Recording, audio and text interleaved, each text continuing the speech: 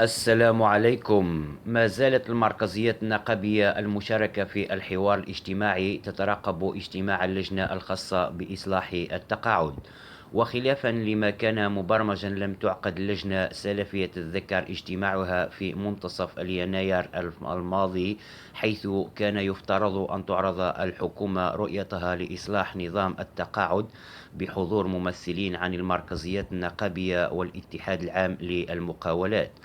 وقال مصدر نقابي تحدث لي على خلاف ما كان مبرمجا، لم نتلق أي دعوة لاجتماع اللجنة الخاصة بإصلاح نظام التقاعد. ونبه المصدر ذاته إلى أن المركزيات النقابية ترفض أي إصلاح يكون على حساب مكتسبات الموظفين. وعن مصدر مطلع آخر أوضح أن الحكومة ما زالت تدرس الرؤية التي تقدمها للمركزيات النقابية، مشيرا إلى أن بحث الحكومة عن صيغة يمكن أن تحظي بموافقة النقابات وراء تأخر انعقاد اجتماع اللجنة المعنية.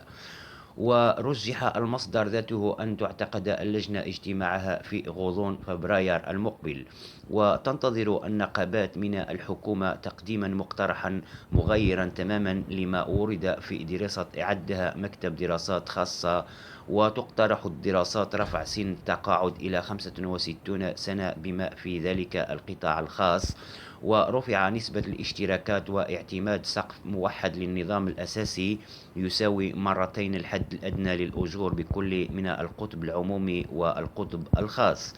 وحسب المعطيات التي حصلت عليها، فإن الحكومة عبرت في أكثر من مرة عن رغبتها في رفع سن التقاعد إلى 65 سنة، وكانت النقابات قد عبرت خلال الاجتماعات السابقة التي عقدتها اللجنة الخاصة بإصلاح التقاعد عن رفضها لرفع سن التقاعد والمساس بمكتسبات الموظفين، واعتمادا سقف موحد للنظام الأساسي. وفي حالة تنزيل المقترحات التي تضمنتها المعطيات، فإن المعاش الذي سيحصل عليه أي موظف لن يتجاوز مرتين الحد الأدنى للأجور، أي حوالي 7000 مهما كان حجم الأجر الذي يتقاضاه كموظف.